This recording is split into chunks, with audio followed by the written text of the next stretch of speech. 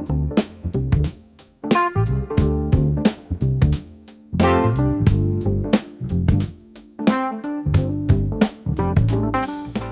I'm Louis Meyers, and this is Meet the Author. Welcome today, where I am honored to have with us via Zoom from her home in Cape Cod, Dr. Carla Kaplan. Dr. Kaplan is going to talk with us today about her book about a remarkable woman named Jessica Mitford. Dr. Kaplan is a professor at Northeastern University in Boston. She has written 8 books, including a prior biography on the great Zora Neale Hurston. She is currently a finalist for the Pan American and the National Books Critics Awards, 2 major literary awards. We are so delighted to have you here to talk about this biography that just came out and was reviewed extensively in the New Yorker magazine in December, this past December, as well as many other places. And I understand you're now on a national book tour after having dug yourself out of the 2.5 feet of snow in Cape Cod. So welcome, Dr. Kaplan. Thank you so much for having me. Oh, it's good to have you here. I'd like to talk about the process of writing a biography, first of all, before we talk about this remarkable woman, Jessica, or Decca Mitford, as she's referred to throughout the book. I would assume that when you write a biography, you have to choose a subject, obviously. And I'm interested in how you choose subjects. And I will say this because it would seem that, and this is a substantial book. It's 440 some pages. That doesn't include the prelude, the introduction, the afterword, 100 pages of notes and footnotes at the end. So it's a real undertaking. I'm sure it took years and of your life and investment and time. When you choose the subject, I would assume that you have some liking for that person if you're going to spend years. There are exceptions. Robert Caro, who has written now 3 massive volumes on Lyndon Johnson and presumably working on the 4th, has said that he didn't really like Lyndon Johnson, and yet he's spent 50 years researching and writing about the man. But how was it that you came to choose Jessica Mitford? It was funny because in a certain way, I had been looking for Jessica Mitford my whole life without knowing that it was Jessica Mitford I was looking for. So there's a sort of a general way in which I was looking for her, and then a more specific sense. And the general way was that I have always wanted to write a biography of a woman activist who was funny. And I particularly wanted to do that because there's a myth or a stereotype. It's very prevalent. It's so prevalent, I think, that people take it for granted, that women activists are grim and gray and cheerless and over-earnest and strident, and nobody wants to be in the room with them. And I really wanted to do something to dispel that myth because I've grown up in a world of feminist activists, of people who are hysterically funny and a joy to be around. So I really thought it'd be great if I could find a funny activist. Now, in the history of American activism, I don't think there's ever been anyone funnier than Jessica Mitford. Her calling card was her ability to combine humor with activism, with social justice work, with investigative reporting. And her calling card as a person was that her humor was irrepressible. Even when it was inappropriate, she was always funny. So in that way, I was looking for her without knowing I was looking for her.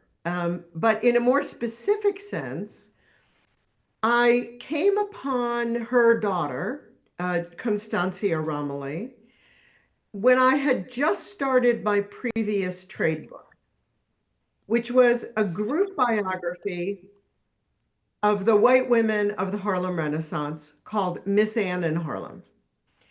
And it was a story I really felt needed to be told of a group of white women who kind of looked at the left bank and they looked at Greenwich Village and they said, nope, I'm going to Black Harlem and I'm going to be part of the Black movement.